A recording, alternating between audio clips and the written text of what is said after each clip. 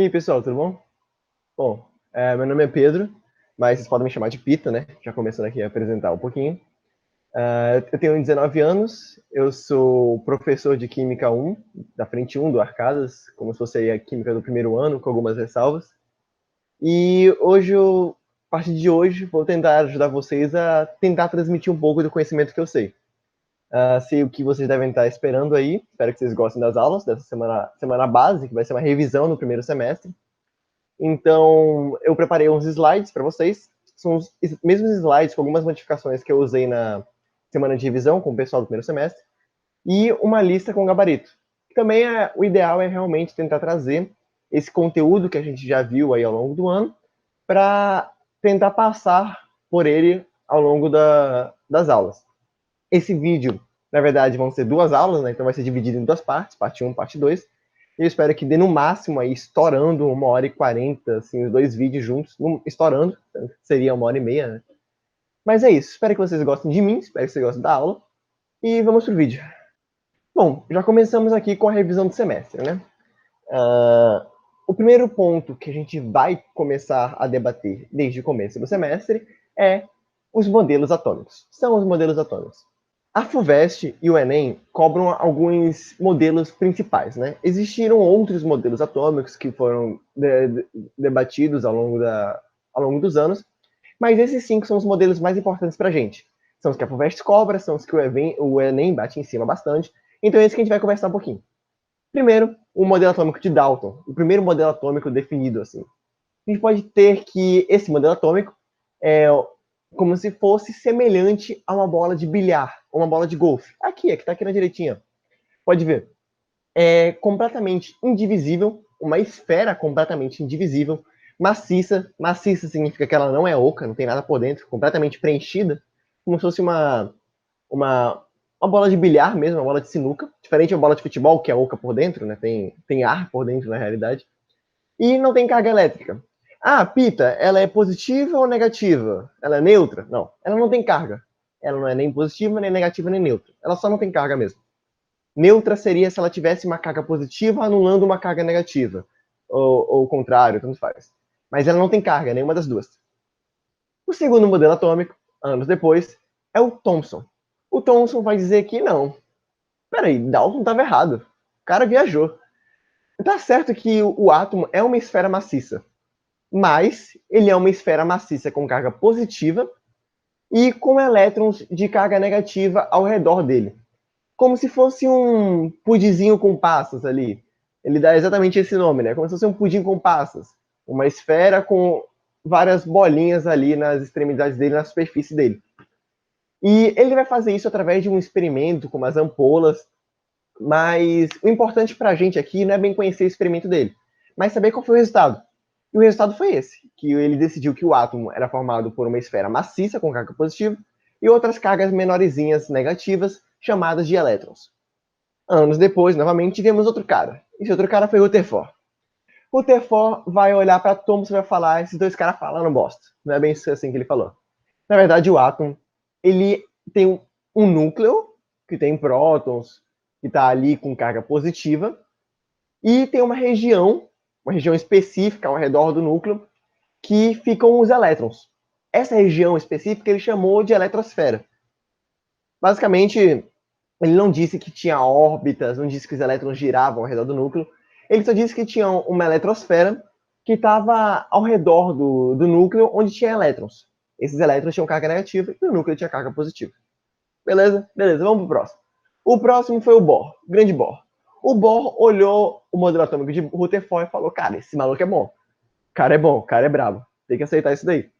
E ele disse que, semelhante ali com a ideia de Rutherford, o átomo tinha um núcleo positivo, formado por prótons, e uma eletrosfera negativa, com elétrons.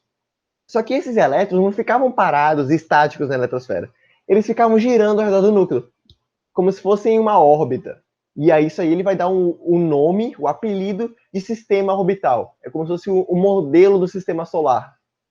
É como se fosse um apelidozinho desse daí, né? O Dalton dá de bola de bilhar, Thomson pudim de passes, o Rutherford não tem criatividade, não dá apelido, e o Bohr vai dar um apelido de sistema solar. Ou sistema planetário também. E o que é interessante é que quando o Bohr foi defender isso daí, ele chegou lá para frente com os outros químicos, outros cientistas, e falaram, não, o átomo tem um núcleo com prótons e elétrons que giram ao redor dele. Só que o pessoal perguntou, tá, mas próton é positivo, elétron é negativo. Positivo atrai negativo. Por que eles não se chocam? Por que os elétrons se chocam e caem com o núcleo? E o Bohr não soube explicar. Ele não conseguiu, através de experimentos, dizer por que não existe essa espiral suicida. Aí depois, anos depois, eu vi o Chadwick. O Chadwick vai falar que, na verdade, dentro do núcleo, eu tenho prótons e tenho nêutrons. Esses nêutrons são meio que responsáveis por diminuir essa força atrativa entre os prótons e os elétrons. Ainda existe, mas é menor. E aí os elétrons ficam circulando em órbitas ao redor do núcleo.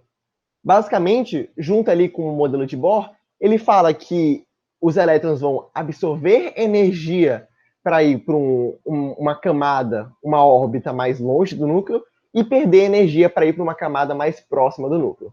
Liberar energia emitindo radiação, que a gente conhece aí como luz visível, né? E aí, entrando um pouquinho mais em detalhes, a gente tem o estudo do átomo. O átomo, como a gente conhece hoje em dia, é formado por um núcleo que tem prótons e nêutrons, prótons de carga negativa ou prótons de carga positiva e nêutrons de carga neutra, e uma eletrosfera formada, recheada por elétrons de carga negativa.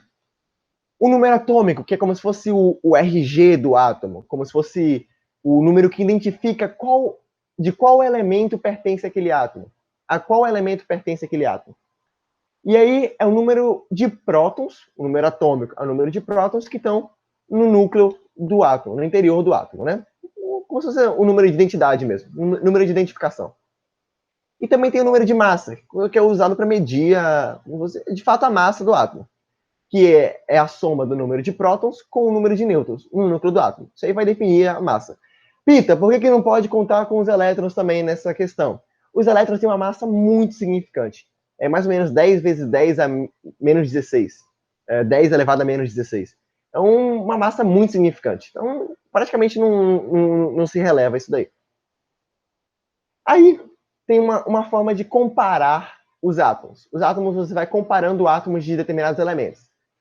Quando eu tenho dois átomos de mesmo número atômico, mas de número de massa diferente, ou seja, o que vai mudar? Número de nêutrons, eu tenho átomos que são isótopos entre si.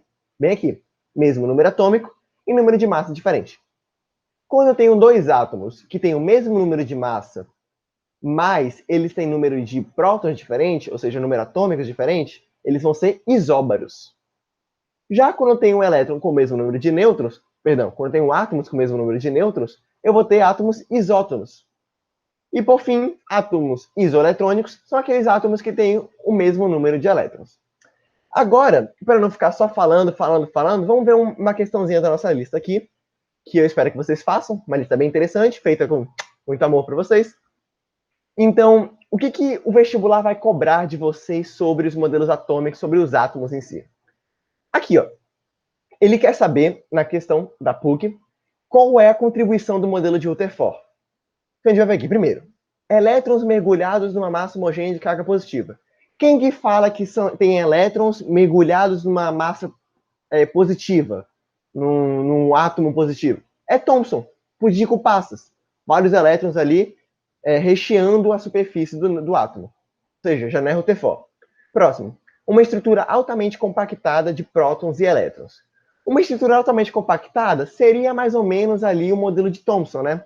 Como se fosse prótons e elétrons juntos, mas nem Thomson fala isso. Ele fala que tem átomos com elétrons ao redor. Então já não é nenhum dos modelos atômicos. C. Um núcleo de massa desprezível comparado à massa dos elétrons. Não.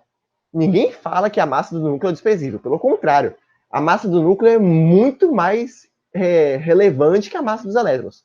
A massa dos elétrons é insignificante. Nossa, isso está completamente errado. Próxima. Uma região central com carga negativa. Carga negativa não, né? O Rutherford fala que é uma região central com carga positiva, rodeado de eletrosfera com elétrons de carga negativa.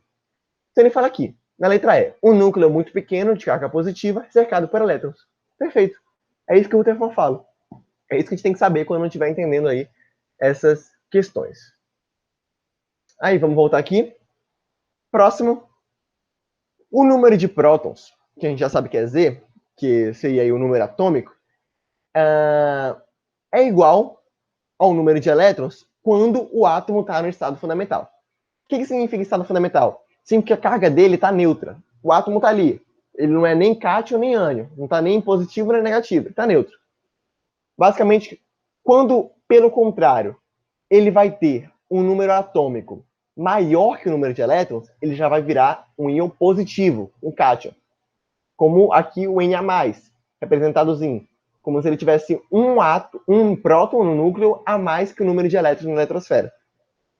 Agora, quando ele tem um número atômico menor que o número de elétrons, ele vai ser um íon negativo, vai virar um ânion. Como aqui o cloro menos, que vai ser uma espécie de... como se tivesse um elétron na eletrosfera a mais que o número de prótons no núcleo. E aqui, bom, a gente tem um exemplo de quando o número de elétrons numa molécula ali, no átomo, é igual ao número de prótons. Nós temos, por exemplo, a molécula de H2, de hidrogênio, no qual o átomo está neutro no estado fundamental. Então é basicamente isso. Agora, o que é a eletrosfera que a gente estava comentando ainda agora? Basicamente, a definição de eletrosfera foi dada por Heisenberg. Mesmo que ela tenha sido primeiramente desenvolvida por Rutherford, o Heisenberg vai dar uma espécie de como ela realmente funciona na realidade. E seria aquela região na qual provavelmente os elétrons se encontram de acordo com os seus níveis de energia. Isso aí foi dado depois como o princípio da incerteza de Heisenberg. Por quê? Você não tem como saber de certeza aonde é o local que o elétron está na eletrosfera. Você sabe o local, o caminho qual ele percorre. Agora, o exato local em que ele se encontra naquele momento que você quer é mais difícil. Por isso aí que é o princípio da incerteza. E Bohr, como a gente já viu, ele vai definir diferentes níveis de energia. Esses níveis de energia que são comentados por Heisenberg é basicamente o nível de energia que determinado elétron vai ocupar em relação a determinada órbita que ele ocupa. Por exemplo, em uma camada X, uma camada mais próxima do núcleo, ele vai ter uma força de atração muito forte em relação ao núcleo. Se ele está ali numa órbita que faz um caminho muito próximo do núcleo, o núcleo vai puxar esse elétron com muita mais força, com muito mais força. É aquela força de atração entre o positivo e o negativo. Então, quanto mais parado ele tiver, como ele vai estar se movimentando mais devagar, já que essa força de atração vai ser muito forte, o nível de energia dele vai ser mais baixo. Porque lembra que energia é movimentação, é agitação. Aquele seu primo, aquele seu amigo que não para de correr em casa, ele é muito agitado, ele tem uma energia muito grande. Então, ele está ali se movimentando o tempo inteiro. Então, se ele está girando mais parado, próximo do núcleo, o nível de energia dele é menor. Logo, se a força de atração do núcleo em relação ao elétron é maior, o nível de energia do elétron é menor. E, por consequência, quanto mais longe do núcleo o elétron estiver, mais rápido ele vai girar. Logo, maior vai ser a energia dele, porque maior é a agitação. Porque, consequentemente, menor é a força de atração entre o núcleo e o elétron. Beleza? E aí, o Bohr vai, não o Bohr especificamente, mas Linus Pauling especificamente, depois vai dividir depois vai dividir as camadas em determinados subníveis. Cada camada, que é cada órbita que os elétrons ocupam, vai ter um subnível específico. Por exemplo, as camadas mais curtas vão ter, como é a primeira camada, a camada K, vai ter o subnível S. A segunda camada, a camada L, vai ter o subnível S e o subnível P. Terceira camada, a camada M, vai ter o subnível S, subnível P e subnível D. E assim por diante. Até que a gente vai encontrar que determinados níveis vão ter, determinadas camadas vão ter subníveis S, P, D e F.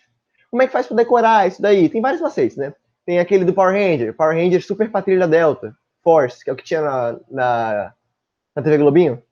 Aí tem sopa de feijão. Meu professor de química, que era do primeiro ano, era de uma cidade no Nordeste, no Ceará, chamada Pau dos Ferros. Então ele falava, sou o Pau dos Ferros. Então, tem vários jeitos de você decorar, né? Você que sabe. E, basicamente, cada subnível desses ocupa um número máximo de elétrons. O subnível S ocupa no máximo 2 elétrons. Subnível P ocupa no máximo 6 elétrons. Subnível D, no máximo 10. Subnível F, no máximo 14. Esses aí são o máximo que cada subnível consegue agrupar, né, no seu território. E aí, basicamente, o Linus Pauling vai fazer uma distribuição eletrônica. Nessa distribuição eletrônica do Linus Pauling, ele vai organizar os subníveis do menor, do menos energético, para o mais energético. Ah, Peter, isso é fácil, pô. É só pensar, se o P tem mais elétrons que o S, o P vai ser mais energético que o S. Não, não é bem assim. Vai depender da camada que ele tiver. Por exemplo, o subnível 4S está na camada 4 e o S possui só 2 elétrons na sua camada. E ainda assim, ele é mais energético que o subnível 3P, que o 3 está na camada 3, que é mais próximo do núcleo, e está no subnível P, só aguenta 6 elétrons. Seria mais que o subnível 4, né? E, por outro lado, o subnível 3D, que está na camada 3, subnível D, ocupa 10 elétrons, e mesmo estando numa camada de número mais baixo, que é a camada 4, é mais energética. E como é que funciona isso, basicamente? Você tem aqui, ó, olha nessa figura que eu fiz, completamente ilustrativa, não é assim que retrata a realidade, é só um exemplo para vocês entenderem melhor. Eu tenho aqui a camada 1, que seria a camada K, com o subnível S. O subnível S se encontraria nessa região. Aí eu tenho a camada 2, que é a camada L, com o subnível S e o subnível P, 2S e 2P. Aí eu tenho a camada 3. A camada 3, que é a camada M, está com o subnível 3S, 3P e 3D. Só que se você reparar, o subnível 3D está depois, está mais longe do núcleo que o subnível 4S, como se as camadas se sobrepusessem em determinada região. Assim, o subnível 4S ele está mais próximo do núcleo e ainda está na camada 4, porque as camadas teve essa sobreposição mesmo. Então, mesmo o subnível 4S estando numa camada de número maior, ele ainda assim, ele ainda assim se encontra mais próximo do núcleo. E lembra, quanto mais próximo do núcleo o elétron estiver, menor é a energia dele, porque menos rápido ele vai se movimentar. Menos rapidamente ele vai se movimentar. E isso aí explica justamente por que subníveis de camadas mais altas são, às vezes, menos energéticos que subníveis de camadas mais baixas. E o que é camada de valência que tanto se comenta aí? Existem duas categorizações de subníveis. Existe o subnível mais energético, que é aquele que se encontra mais longe do núcleo, basicamente. E existe o subnível que pertence a uma camada de valência. Camada de valência é aquela camada mais externa da tabela periódica, ou mais externa da eletrosfera de determinado átomo. Por exemplo, eu tenho aqui, se isso aqui fosse uma coisa realmente, a camada 4 seria a camada de valência do átomo, da eletrosfera. Mesmo que eu sei que tem outros subníveis da camada 5 aqui, da camada 6 também, antes do 4F. Mas, supondo que a camada 4 seja a última camada, o número mais alto, ela vai ser a camada de valência. Camada de valência é diferente de subnível mais energético. Subnível mais energético é aquele que tem maior quantidade de energia, que é mais longe do núcleo. Camada de valência é aquele que tem um número mais alto. É basicamente isso. E é da camada de valência que você sempre vai tirar ou acrescentar elétrons no caso dos íons. E para novamente não ficar só falando, né? Vamos aqui fazer um exercício, que é um exercício bem interessante. É o exercício aqui exercício 5 da lista do PUC do Paraná, que fala: os átomos dos elementos genéricos x, y, z, qualquer elemento, apresentam as seguintes características. X mais 2 é isoeletrônico de Y, ou seja, quando o X ele é um cátion e perde 2 elétrons, ou seja, ele tem 2 prótons no núcleo a mais que a quantidade de elétrons na eletrosfera, ele é isoeletrônico de Y. Ou seja, a quantidade de elétrons dele é igual à quantidade de elétrons de Y no seu estado fundamental. E Y possui um número atômico igual a 28. Também, Y é isóbaro de Z, ou seja, tem o mesmo número atômico de Z, e isóbaro de X, ou seja, Y tem o mesmo número de massa de X. Z é isótono de X, tem o mesmo número de nêutrons de X, e X tem 30 nêutrons. Aí ele dá diversas alternativas aqui. Então, o que você tem que fazer numa questão dessa? Primeira coisa que você tem que fazer é tentar organizar as alternativas. Você não vai tentar descobrir quem é X, quem é Y, quem é Z, sem ler as alternativas, senão você vai perder muito tempo. Vai direto para as alternativas numa questão dessa, para você não perder tempo à toa, desnecessariamente. Então vamos lá. Na letra A, ele fala que o número de massa de Z é 60. Vamos tentar encontrar o número de massa de Z. Aqui. a primeira informação que a gente tem é que X tem 30 nêutrons. Tá bom. X tem 30 nêutrons. E X é isótono de Z. Ou seja, se X tem 30 nêutrons e a quantidade de nêutrons de X é igual à quantidade de nêutrons de Z, Z tem 30 nêutrons. Vamos lá. Z em número de nêutrons, aqui coloquei Z entre parênteses o N, é igual a 30. Ou seja, a quantidade de nêutrons de Z é igual a 30. E para eu saber a quantidade de massa de Z, eu tenho que saber o número de nêutrons e o número de prótons. O número de nêutrons a gente sabe que é 30. O número de prótons, ele fala que Z é isótopo de Y. Ou seja, Z e Y têm o mesmo número atômico. E o número atômico de Y é igual a 28. Logo, o número atômico de Z também vai ser igual a 28. Aí eu vou colocar o número atômico de Z, que eu vou colocar entre parênteses Z, né? Que é a denominação para o número atômico, é igual a 28. Logo, o número de massa de Z, que tem por A como simbologia, é 30 mais 28, 58. Qual que ele fala? Aqui na alternativa ele fala que o número de massa de Z é 60. Tá errado. Letra A já não está certo. Vamos para a próxima. Letra B. O subnível mais energético de X é 4s2. O que a gente tem que fazer agora? Fazer uma distribuição eletrônica. Eita, você não fala de distribuição eletrônica. Então, a distribuição eletrônica você tem que fazer de acordo com o diagrama de Linus Pauling. Linus Pauling era um cara muito introvertido e problemático da cabeça. Então ele inventou um diagrama que diz exatamente qual é o nível de energia em ordem crescente dos subníveis. Um S2, um S, quando ele acumula os dois elétrons, vou ter um S2, depois o 2S, depois o 2P, depois o 3S, depois o 3P, depois o 4S, depois o 3D, 4P, 5S. Tá, primeiro, como é que eu vou saber, como é que eu vou pular de um subnível para o outro? Você vai pegar a sua quantidade de elétrons e vai preencher no subnível. O subnível 1S só aguenta 2 elétrons. Se eu tenho 5, eu vou colocar 2 elétrons dos 5 nesse subnível 1S, vai sobrar 3. Aí o subnível 2S, como o subnível S aguenta 2 elétrons, vou pegar 3 dos que faltaram e vou colocar 2. Vai sobrar 1 elétron. O subnível 2P, que é o depois na ordem de crescente de energia, aguenta 6 elétrons. E eu só tenho 1. Então eu vou pegar esse elétron que sobrou e vou colocar no subnível 2P. Então o subnível mais energético dessa distribuição eletrônica é o 2P com 1 elétron nesse último subnível. Ou seja, 2P1. Esse númerozinho no final significa 1 elétron. Então, mas Pita, qual que eu vou saber qual que é a ordem certa? Não tem um macete específico. Como é que você pode fazer? Você pode desenhar o diagrama.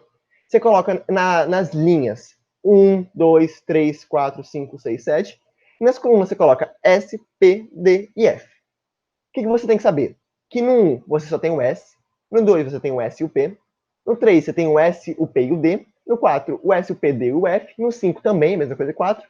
No 6 você tem o S, o P e o D, e no 7 você só tem o S. Por quê? Porque isso é o que a gente conhece na natureza atualmente. A gente só conhece até o 6D, que é o subnível mais energético da natureza, né? Consequentemente, se descobrirem átomos com números atômicos maiores, eu vou ter outros subníveis aqui em seguida, mas por enquanto não descobriram ainda. Então, você conhece até o 6D. E aí, eu vou ter sempre fazendo na diagonal, de cima na direita, para baixo na esquerda. Sempre fazendo esse movimento. Quando eu não tiver mais para onde ir no canto inferior esquerdo, eu recomeço lá de cima. E vou fazendo. E vou recomeçando. Ou seja, eu tenho um S, depois o 2S, aí o 2P, 3S, 3P, 4S, 3D, 4P, 5S, 4D, 5P, 6S, e assim por diante, entendeu? Sempre indo na diagonal da direita superior para esquerda inferior. Sempre fazendo esse movimento. E aí, recomeça e etc. Então, vamos lá. Ele fala que o subnível mais energético de X é 4S2. Mas qual é o subnível de X? Qual é o número de elétrons que X tem? A gente não sabe ainda, né? Vamos ver. Ele fala que Y possui número atômico igual a 28. Ou seja, se o Y tem número atômico 28, o número de elétrons do Y no estado fundamental é 28 também. Concorda comigo? Naturalmente, né? Porque ele está no estado fundamental, o número de elétrons é igual ao número de prótons. Agora, se o número de elétrons dele no estado fundamental é 28, e na questão ele fala que X mais 2 é isoeletrônico de Y, ou seja, o X, quando ele perde 2 elétrons, ele fica isoeletrônico de Y, ou seja, passa a ter 28 elétrons. O X, quando ele está no estado fundamental, ele tem quantos elétrons? 30. Beleza? Porque se ele perdeu 2 elétrons, ele passou a ter 28. Quando ele não perde, ele tem 30. Tranquilo. Então vamos continuar. Primeiro, antes de fazer a distribuição eletrônica do cátion, ou seja, do íon X mais 2, vamos fazer do X no estado fundamental. Vamos lá. Vamos fazer aqui, dividir aqui. X, a distribuição eletrônica dele no estado fundamental. Eu vou começar pelo 1s. O S comporta quantos elétrons? 2. 1s2. Depois 2s, comporta 2 elétrons, 2s2. Aí 3s, não, perdão, 2p, comporta 6 elétrons, 2p6. 3s, comporta 2 elétrons, 3s2. 3p, comporta 6 elétrons, 3p6. Aí vem o 4. 4s, comporta 2 elétrons, 4s2. Aí vem o 3 de novo. O 3, que comporta 10 elétrons. O D comporta 10 elétrons, fica 3d10. Um macete que eu dou é que normalmente você vai ter um grupo de 10 até o 3d10. Ou seja, se você tiver até o 3d10, você tem 30 exatamente. Porque fica 1s2, 2s2, 2p6, que forma 10. 3s2, 3p6, 4s2, que forma 10 elétrons de novo. E 3d10, que forma mais 10. Ou seja, você sempre tem um grupo de 10 quando você chega no 3d10. Então, se você chegar no 3D, é porque você vai ter 20 e pouco. 3D1, 21. 3D2, 22. 3D3, 23. 3D10, 30. É um macete interessante para você pensar. Então, eu estou aqui com, basicamente, o átomo no seu estado fundamental, né? O X estado fundamental com 30 elétrons. Só que ele fala que é um X cátion mais 2. Cátion bivalente, 2 mais. Então, ele tem que perder 2 elétrons. Então, de onde é que a gente vai tirar esses 2 elétrons? Vai tirar do 3D10 ou vai tirar do 4s2? Pensa comigo, quem é o subnível mais energético? É o 3d10. Beleza. Mas, de quem que você tira os elétrons nos íons? Lembra que eu falei? Os elétrons nos íons, você sempre vai tirar da camada de valência. Então, você vai ver qual é a camada de valência. Qual é o nível que tem o número mais alto? É o 4. Tem 1, 2, 3 e 4. O 4 é o nível que tem o número mais alto. Então, eu vou tirar elétrons do 4. Tenho que tirar 2 elétrons do 4. Vou tirar os 2 elétrons do 4s2, que é o subnível menos energético do 4, né? Se eu tivesse 4p6 também, aí eu tiraria 2 elétrons do 4p6, e não do 4s2. Então, vamos lá. A gente tem aqui, tirou os 2 elétrons, agora sim a gente tem o x2+. E quem é o subnível mais energético? É o 3d10. Logo, na questão ele fala que o subnível mais energético seria o 4s2. Tá errado. O subnível mais energético é o 3d10. Então já sabemos que a B tá errado.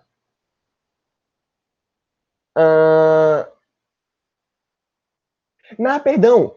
Na letra B, ele quer saber o subnível mais energético do 4s2. Eu passei a cal errado aqui, galera. O subnível mais energético do X no estado fundamental, perdão. No X no estado fundamental, ele quer saber qual é o subnível mais energético, sem ele perder os elétrons. Ainda assim, o subnível mais energético é o 3d10. O 4s2 é a camada de valência. Então, o X mais 2 bivalente, né? Ele vai ter o 3d10 como camada de valência, e mesmo se ele não tivesse essa valência, se ele tivesse normal com 4s2, padrão, ainda assim ele teria o 3s2 como o subnível mais energético. Então tá certo. A letra B tá errada, perdão. A letra B tá errada, porque o 3d10 é o subnível mais energético. Na letra C, ele vai pedir a distribuição eletrônica do Y2+.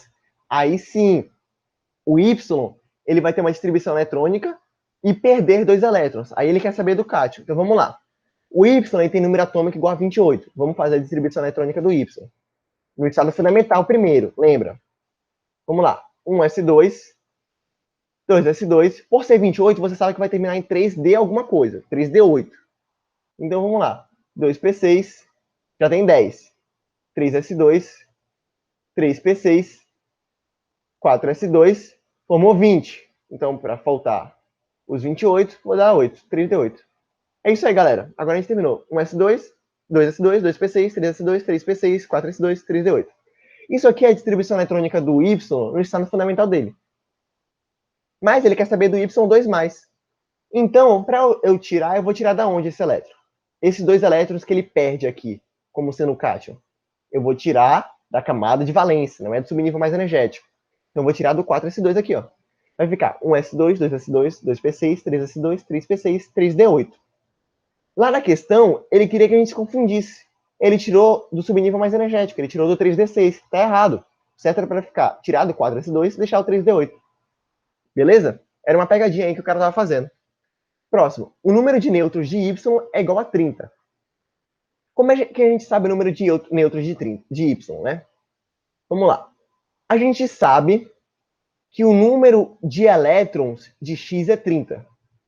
Lembra que a gente descobriu que o número de elétrons de X no estado fundamental é 30? Se o número de elétrons no estado fundamental é 30, significa que, obviamente, no estado fundamental, ele vai ter 30 prótons também. Se ele tem 30 prótons, eu vou apagar aqui e fazer um papelzinho novo. Na real, vou só tentar apagar isso aqui, ó. Essa linha aqui, vou fazer aqui embaixo para conseguir ter todas as informações possíveis ainda. O X, o número de elétrons nele é igual a 30. Logo, o número de prótons no estado fundamental também vai ser igual a 30. Beleza? O que mais a gente sabe? Que o número de nêutrons também é igual a 30. O número de nêutrons de X é igual a 30 também. Logo, qual é o número de massa de X? 30 mais 30, 60. A massa de X é igual a 60.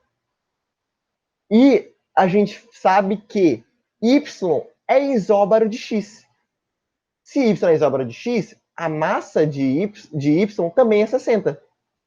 Logo, a massa de YA, é igual a 60. Tudo certo? Se a massa de Y é 60 e o número atômico de Y é 28, qual é o número de nêutrons? Pensa só, 60, que é o número de massa, menos o número atômico, que é 28. 60 menos 28, 32. Certo? 32. E ele fala que o número de nêutrons de Y é igual a 30. O número de nêutrons de Y é igual a 30, é igual a 32. E a letra E, que é a última que sobrou para ser correta, ele fala que o átomo X, apresenta número igual de prótons e nêutrons. A gente sabe que o número de prótons é 30 e o número de nêutrons é 30 também. Ou seja, letra E, resposta correta. É o gabarito da nossa questão. Questão feita.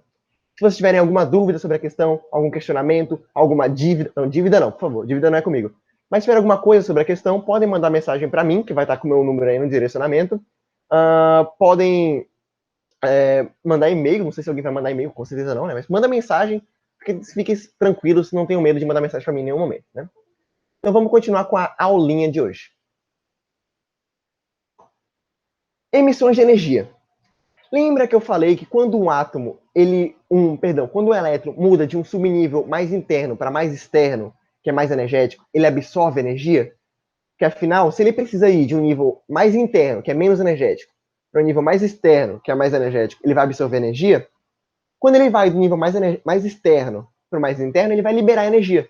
Essa energia que vai ser emitida, ela é emitida na forma de uma radiação, normalmente na forma de luz. E esses pulos é chamado de salto quântico, ou transição eletrônica. Basicamente, existem alguns tipos de emissão de energia que o Enem adora cobrar, ele adora fazer essas pegadinhas com energia, com o tipo de emissão, etc. Então, é bom saber quais são os tipos de emissão de energia. Primeiro, temos a incandescente, a emissão incandescência, né? Que tem fonte o calor, uma velocidade rapidíssima, e o exemplo principal é a lâmpada incandescente. Aquelas lâmpadas laranja que tem na casa do sua avó, bem velha, casa de sítio. Em sítio, normalmente, tem aquelas lâmpadas laranja. Aquelas lâmpadas são lâmpadas incandescentes, que a luz dela está sendo emitida por calor, como se fosse um foguinho ali. E eu tenho a emissão fluorescente, que não tem fonte de calor, são outras fontes, podem variar. Uma velocidade rápida de emissão também. E o exemplo disso é a lâmpada fluorescente, aquelas lâmpadas normais, que tem aqueles tubos, lâmpada de tubo, que tem aquele pozinho dentro. Essas lâmpadas fluorescentes, você pode ver que tanto a incandescente quanto a fluorescente são rápidas, porque a partir do momento que você liga o interruptor, ela liga automaticamente. Então são emissões rápidas. E, por outro lado, tem a emissão fosforescente, que não tem fonte de calor e tem uma velocidade mais lenta. Um exemplo disso é aquele adesivo de estrelinha, Turma da Mônica, espaçonave de alienígena, que fica no quarto de bebê, sabe? Fica aquela coisa meio fosforescente, com aquela luz verdezinha. Aquilo ali são emissões fosforescentes. Aí eu também tenho o tipo de emissão quimiluminescência, que a fonte é, como já está no nome, reações químicas. A velocidade pode variar um pouquinho, pode ser rápida, pode ser lenta, vai depender da reação, né? Mas o exemplo principal disso é aquele líquidozinho que tem dentro da pulseira de festa. Sabe aquele líquido naquelas pulseiras que você fecha assim, que ela vem abertozinha, aí você fecha no seu pulso, aí tem um líquidozinho dentro que você sacode e fica brilhando? amarelo, verde, rosa, azul também. Então, aquilo ali é um líquido. Quando você sacode ali, sacode, vai ter uma luz que é uma luz quimiluminescente. E é um líquidozinho, uma reação química aleatória, né? Que você pode beber tranquilamente. Mentira, não bebam aquilo, de verdade. Aquilo ali faz um mal decente. Mas pode ficar pelo menos iluminado por dentro, né? E por último, mas não menos importante, a bioluminescência, que é a fonte dela, como já está bio ser vivo, né? Biologia, tem envolvendo coisa chata, que é biologia. E a velocidade disso é bem rápida, que vem do metabolismo dos seres vivos. O exemplo principal aí é o vagalume, né? Que hoje está em extinção. De tanto que o Polo caçou vagalume para fazer a banda deles lá, caçaram mais de 1 milhão de vagalumes para fazer. Enfim, né? Piada chata. Mas eles acendem com um metabolismo. A mesma coisa que aquele peixe do Procurando Nemo, aquele peixe lanterna, que o Dory e o Marlin encontram, o peixe lanterna que tem aquela luzinha para atrair os peixes, que lá é uma emissão bioluminescente também. Vamos lá. Agora a gente vai entrar num quesito um pouco mais teórico e mais chato, bem mais chato. Fundamentos clássicos da química.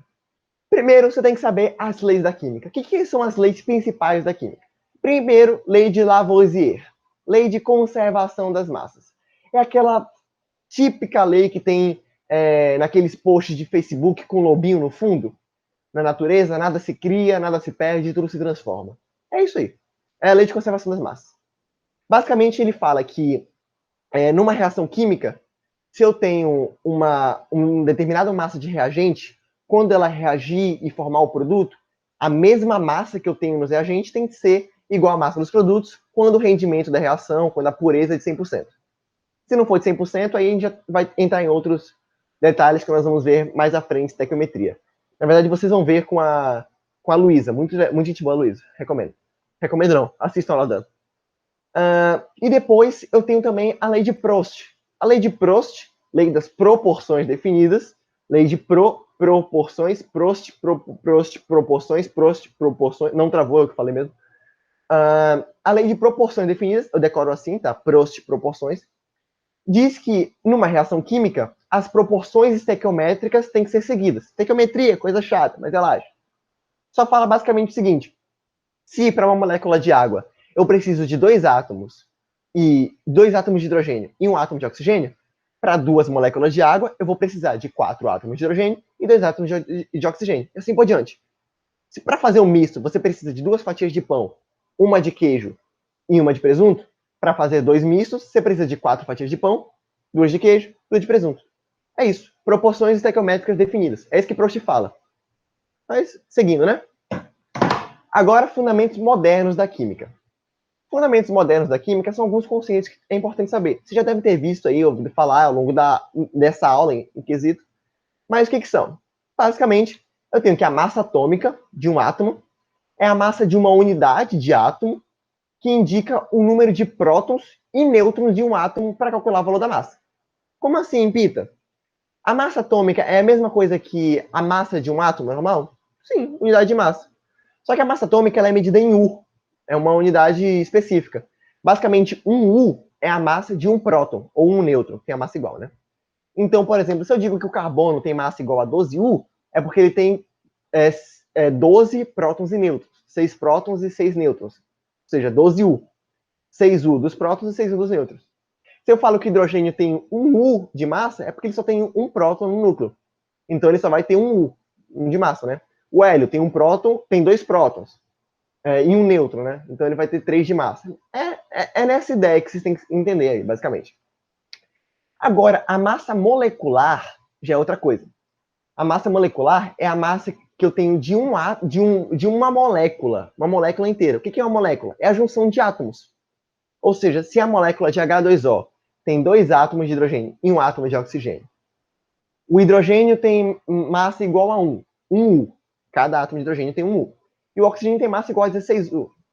Cada átomo de oxigênio tem massa 16 U. Juntando H2O, eu vou ter 2 U dos hidrogênios e 1 U e 16 U do oxigênio. Somando, a massa molecular da molécula de H2O é 18 U. Beleza? Somente isso. Agora, o que é mol? O que é massa molar? A massa molar é a massa em gramas de 1 mol de um átomo, de um mol de uma molécula. Mas o que é mol? Mol é 6,02 vezes 10 a 23 alguma coisa. Ai, como é que eu vou decorar isso? Você vai usar tanto isso na sua vida que você vai decorar. Pode confiar em mim. Então, se eu digo que o Avogadro pensou, pô, eu quero saber quanto que como é que eu consigo calcular gramas de alguma coisa. Então ele foi lá e pensou, 1 mol de um U é igual a 1 grama. Logo, 6,02 vezes 10 a 23 U é igual a 1 grama.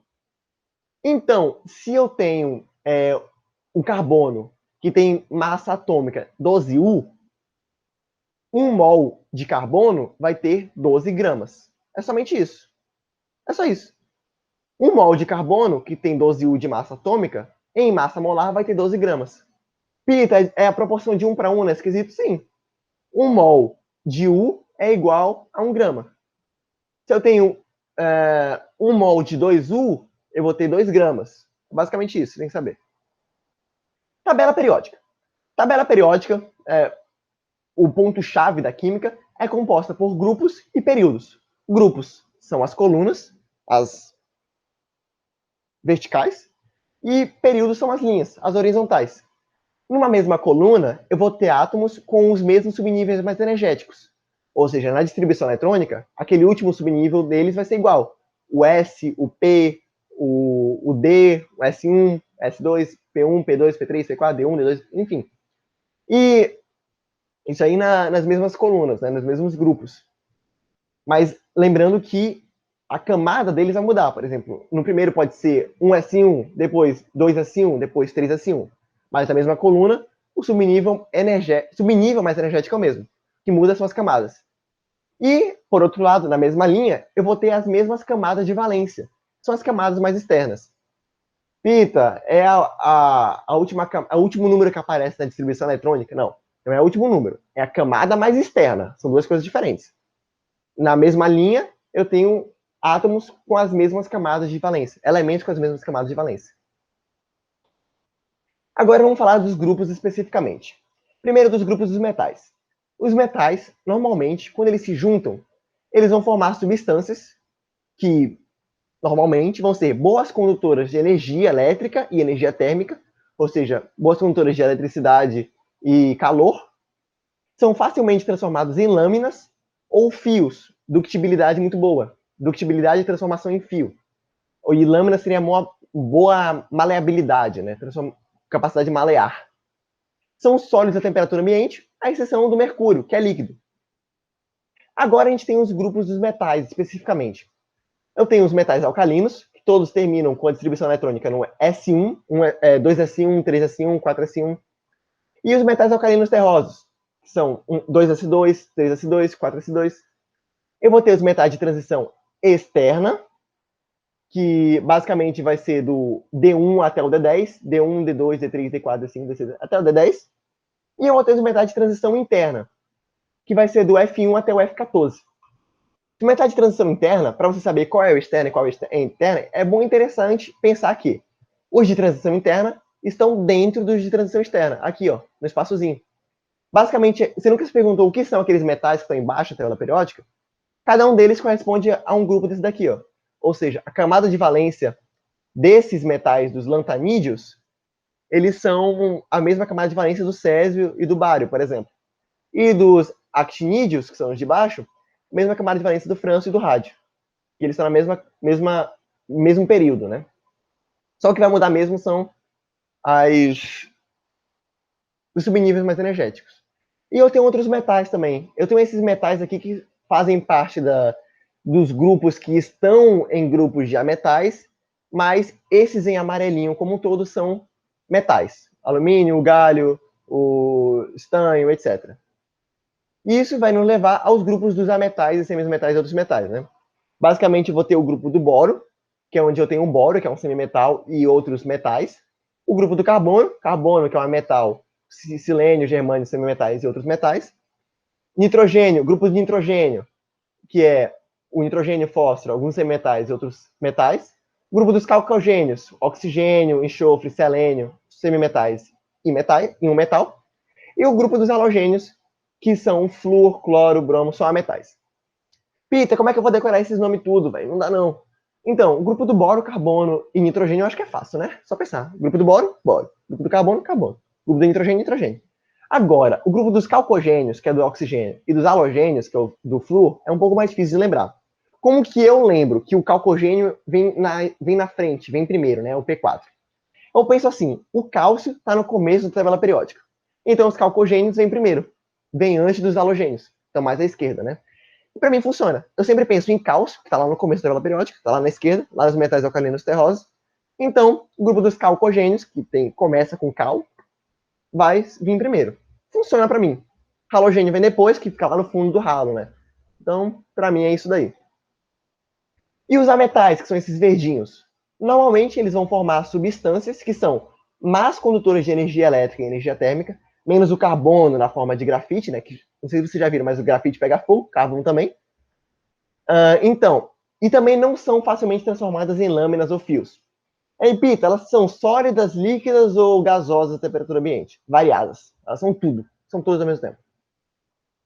Eu tenho os semimetais também, que são os vermelhinhos.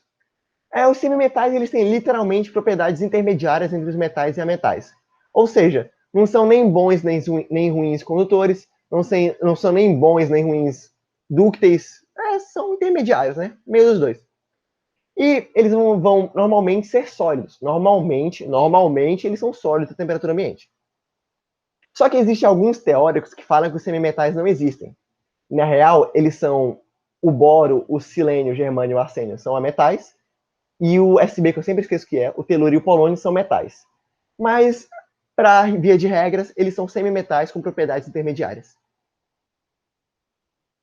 E os gases nobres? Os gases nobres, o nome do grupo deles é grupo dos gases nobres, os caras são especiais. Eles têm ali a configuração eletrônica igual a 8 sempre. Todos ali terminam em P6. Perfeitinhos. Os caras são bons. E normalmente eles vão formar substâncias simples que são inertes na natureza. Elas não realizam elas não realizam transformações químicas naturalmente. Você precisa fornecer energia para fazer essa transformação. E normalmente elas são estáveis no estado fundamental, ou seja, naturalmente elas já têm 8 elétrons na última camada, que atinge a regra do octeto, etc. Isso a gente vai ver depois em ligações interatômicas, né? Mas tudo bem. Propriedades periódicas. Na tabela periódica, como já está no nome, ela organiza os elementos em propriedades periódicas. Propriedades periódicas são propriedades que se repetem periodicamente, aquilo que se repete periodicamente, né? Repetitivo, é isso daí. E a gente vai discutir quais são essas propriedades periódicas, né? Primeiro tem o raio atômico. O raio atômico é basicamente o tamanho do átomo, o tamanho do átomo. Ele é medido desde o centro do núcleo até o elétron mais externo da eletrosfera, até a ponta da eletrosfera. E ele vai, na tabela periódica, vai crescer de acordo com o número de camadas. Quanto mais camadas eu tiver, maior é o raio atômico. E ele vai diminuir com o crescimento do número de prótons. Por que conforme o número de prótons cresce no núcleo, o raio atômico diminui? Porque pensa comigo. Se eu tenho 2 prótons no núcleo, eles vão exercer uma força X sobre os elétrons na eletrosfera. Se eu tenho 20 prótons no núcleo, eles vão exercer outra força. A força vai ser muito maior sobre os elétrons. Obviamente, eu vou ter outras camadas de elétrons que vão deixar mais distantes, né? Mas a força vai ser muito maior. Então, para você saber qual átomo tem um raio atômico maior que o outro, você só tem que seguir essa regrinha aqui. No mesmo grupo, quanto mais embaixo o elemento tiver, maior é o raio atômico. Porque maior é o número de camadas que ele tem. Lembra? O número de camadas cresce de cima para baixo. Ou seja, primeiro período, primeira camada, segundo período, segunda camada, terceira período, segunda camada. Por isso que o número de camadas cresce de cima para baixo, assim como o raio atômico. Agora, no mesmo período, o raio atômico cresce da direita para a esquerda. Porque quanto maior o número de prótons, menor o raio atômico. Como eu já falei, a atração é maior, logo os elétrons tendem a ficar mais próximos do núcleo. E é basicamente isso o raio atômico. Agora, energia ou potencial de ionização. Isso aí é basicamente o mínimo de força para arrancar o elétron de dentro do átomo. É a quantidade de força que você precisa para tirar o elétron de dentro do átomo. Isso aí é a energia ou potencial de ionização, para transformar o elétron num íon. E o crescimento dessa energia de ionização é o oposto do raio atômico. Porque pensa comigo, quanto maior o raio atômico, menor é a força de atração do núcleo em relação ao elétron. Então você sempre vai fazer uma menor força se o raio atômico for muito grande. Quanto maior o raio atômico, menor a força que você faz para tirar o elétron do núcleo. É basicamente isso. E eu tenho outra propriedade também, que é afinidade eletrônica, ou eletroafinidade, que é o máximo de força que você vai gastar, é o máximo de força que você vai liberar quando você colocar um elétron no átomo. E, novamente, o crescimento é oposto ao do raio atômico, porque aí já é por outro motivo. Quanto maior o raio atômico, menor é a afinidade eletrônica, porque menor vai ser a energia que vai ser liberada quando você coloca o elétron. Por exemplo, você quer colocar um elétron ali na eletrosfera, só que esse elétron está muito. Essa camada, esse subnível energético, está muito longe do núcleo. Então, a energia que você vai liberar vai ser muito pequena, porque ele vai puxar pouca energia. É basicamente essa a ideia. E a outra propriedade periódica é eletronegatividade, que é a capacidade de atrair elétrons que um átomo, um elemento tem. E como é que cresce isso daí na tabela periódica? Vai crescer basicamente em direção aos ametais. Os ametais são aqueles que têm a maior eletronegatividade. A eletronegatividade é a maior capacidade de atrair elétrons. Ou seja, eles puxam os elétrons. Basicamente isso. E aí, existe uma ordem específica de eletronegatividade entre os átomos. Que ordem é essa? É o primeiro o flúor, depois o oxigênio, depois o nitrogênio, depois o cloro, depois o bromo, aí o iodo, o enxofre, o fósforo e o hidrogênio. Só que essa ordem, às vezes, a prova não vai te dizer. Muitas vezes você tem que decorar essa ordem de eletronegatividade. Você não tem como saber qual é o mais eletronegativo. Então, qual é o macete que o meu professor me ensinou para aprender essa ordem de eletronegatividade? Foi o seguinte. Fui ontem no Clube Brahma ingerir 6 cervejas por hora. Se você pegar as iniciais de cada uma dessas palavras, você vai ter os átomos correspondentes. Fui ontem no Clube Brahma ingerir 6 cervejas por hora. Se você decorar essa frase, você vai decorar toda a ordem de eletronegatividade dos ametais. Ou os principais, né, que são os mais eletronegativos. Então é perfeito. Você vai usar isso muito. Isso aí vai te ajudar muito na sua vida. Pode garantir. Pode escrever no seu caderno aí. Fui ontem no Clube Brahma ingerir 6 cervejas por hora. Isso ajuda demais. De verdade. Ou, principalmente, você pode decorar o FON. FON, FON, FON. São os mais eletronegativos, né? O flúor, oxigênio e o nitrogênio. Normalmente as provas vão cobrar mais desses. E o que é importante você saber? Os metais, eles vão ter energia de ionização baixa, ou seja, você vai precisar de pouca energia para arrancar um elétron. Eles vão ter tendência a virar cátions. E afinidade eletrônica baixa também. Ou seja, quando você colocar um elétron lá, ele vai liberar pouca energia. Então ele vai perder elétron muito fácil. Não vai ter necessidade de puxar elétron. Ele não vai ter tendência a ganhar elétron, ele vai ter tendência a perder os elétrons, virar cátion. Enquanto isso, os não metais que eu digo podem ser ametais, podem ser hidrogênio, alguns quesitos, né? Eles vão ter energia de ionização alta, ou seja, para você tirar um elétron de lá, vai ter que gastar muita energia. E uma afinidade eletrônica alta também. Quando você colocar um elétron lá, ele vai liberar muita energia, vai ficar muito satisfeito com isso. Liberar energia é bom para ganhar elétron. Então eles vão ter tendência a ganhar esses elétrons. É basicamente isso. E aí, como eu estava falando naquela ordem de crescimento, né? O raio atômico vai crescer de cima para baixo, no mesmo grupo, da direita para a esquerda, no mesmo período. E a energia de ionização e a eletroafinidade são o contrário do raio atômico. Vão crescer de baixo para cima, no mesmo grupo, e da esquerda para a direita, no mesmo período. Aí a gente tem outras propriedades periódicas. A gente tem aqui a densidade, que densidade é a densidade mesmo, massa sobre volume, que vai ter o crescimento em direção ao Osmer. Ou seja, Pita, como assim crescimento em direção ao Osmer? Basicamente, o Osmer é o elemento com a maior densidade da tabela periódica. E os outros átomos vão crescer em direção a ele, como estão nas setinhas vermelhas aqui. E eu também tenho o ponto de fusão, que é o crescimento em direção ao tungstênio. Ponto de fusão é aquela transformação de líquido para sólido, de sólido para líquido, né? E o tungstênio é o que tem o maior ponto de fusão da tabela periódica. E o ponto de ebulição, que é o crescimento em direção ao rênio, que está ali, que tem o maior ponto de ebulição da tabela periódica. O ponto de ebulição é do líquido para o gasoso, do gasoso para o líquido. E por que tem essa setinha aqui do lado contrário em amarelo? O ponto de fusão e o ponto de ebulição nos metais alcalinos e metais alcalinos terrosos vão ser um crescimento diferente. Ao invés de ser em direção ao tungstênio e ao rênio, vai ser de baixo para cima. Vai ser basicamente isso. Então, os metais alcalinos e metais alcalinos terrosos, nesse quesito aqui, vai ser diferente. Vai ser em outra ordem, em outra direção. Beleza? E esse foi o fim da primeira parte da nossa aula, mas vamos entrar aqui com uns exercícios. Exercícios de revisão. Vamos conversar aqui um bagulho bem interessantezinho. Vamos lá. Faz esse exercício aqui para entender o que seria energia de ionização, que eu acho que é o conceito mais difícil de pegar. O gráfico apresenta as primeiras e as segundas energias de ionização. Primeiro é 1 e primeiro é 2. Como assim? Primeira energia de ionização é aquela energia que você gasta para tirar o elétron mais longe, mais longe não, mas para tirar o elétron da camada de valência. Tirar o primeiro elétron da camada de valência. A segunda energia de ionização é para tirar o segundo elétron da camada de valência. É basicamente isso. A terceira seria para tirar o terceiro, a quarta vai tirar o quarto, e assim por diante, certo? E ele fala que os elementos são sódio, magnésio e cálcio. Mas ele não diz qual desses três elementos é cada um. Ele não fala qual é o sódio, qual é o magnésio, nem qual é o cálcio. Então o que a gente vai ter que fazer? A gente vai ter que ver quais são os elementos que têm as maiores energias de ionização para saber qual desses elementos é o sódio, qual é o cálcio e qual é o magnésio. Então vamos lá. A gente sabe, aqui no gráficozinho, que a energia de ionização cresce de baixo para cima, da esquerda para a direita.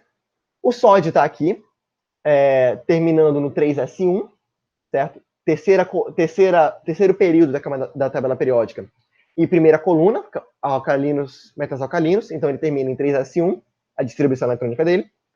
O magnésio está aqui, também na terceiro período e na segunda coluna, metais alcalinos terrosos, termina a distribuição eletrônica no 3s2, e o cálcio está embaixo do magnésio.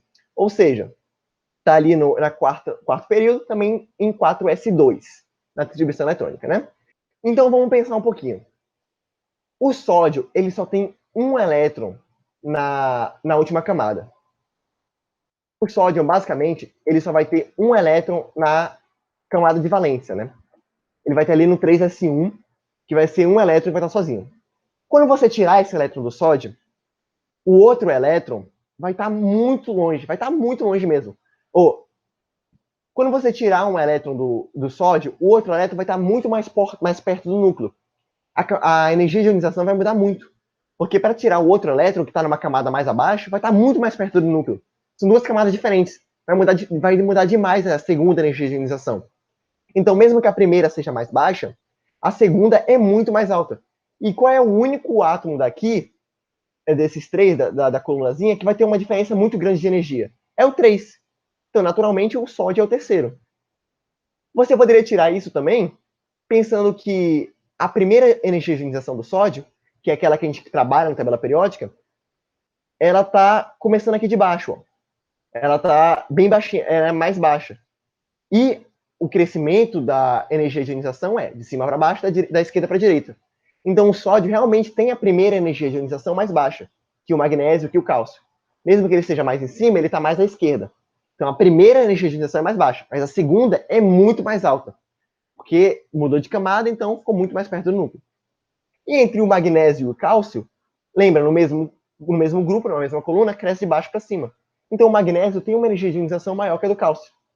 E como eles têm dois elétrons na última camada, quando você tirar o primeiro, o outro não vai estar tão mais próximo assim do núcleo. Vai estar na mesma camada, no mesmo subnível. Então, a diferença de energia não é tão alta.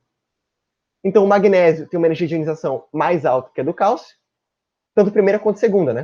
Então, a gente pode ver que quem que tem a energia de ionização mais alta aqui? 1 ou 2? É o 2, né? Então, 2 é o magnésio, 1 é o cálcio e o 3 é o sódio. Então, a gente pode ver aqui, ele quer saber qual é aqueles que apresentam maiores valores para a primeira e para a segunda energia de ionização. Para a primeira, é o magnésio, e para a segunda é o sódio. Então, a gente pode colocar aqui letra D, magnésio e sódio. Para a primeira, quem tem a primeira maior energia de ionização é o magnésio, e quem tem a segunda maior é o sódio. Porque ele vai mudar de camada quando ele muda de nível, beleza? Essa mudança de camada, mudança de subnível, vai interferir bastante na energia de ionização. Então, se você perceber um salto nesses gráficos que são muito comuns, é porque teve ou uma mudança de camada ou uma mudança de subnível. Por exemplo, subnível P para o subnível S, ou então da camada 3 para a camada 2. Normalmente vai ter esses saltos muito grandes de energia. É isso, galera. A aula ficou um pouco maior, mais longa do que eu imaginava, mas a parte 2 eu prometo que vai ser mais curta, então fiquem aí ligados, que eu vou já postar a parte 2 também, não vai demorar muito, só porque a minha internet não é tão boa assim para postar os dois ao mesmo tempo, junto um atrás do outro. Para gravar, para não ficar um vídeo muito longo, também estou dividindo em duas partes. Então é isso aí, espero que vocês tenham gostado dessa primeira parte, vejo vocês daqui a pouquinho, e se vocês já tiverem começado a fazer os exercícios, que até propriedades periódicas é até o exercício de número aqui de número 10, que é do Enem, né? Esse número 10, você pode fazer com essa primeira parte. Então, você pode tirar suas dúvidas comigo tranquilamente. E a segunda parte eu vou já postar, que vai ter os ligações interatômicas, reações inorgânicas e radioatividade. Então é isso. Até daqui a pouco, galera. Beijão.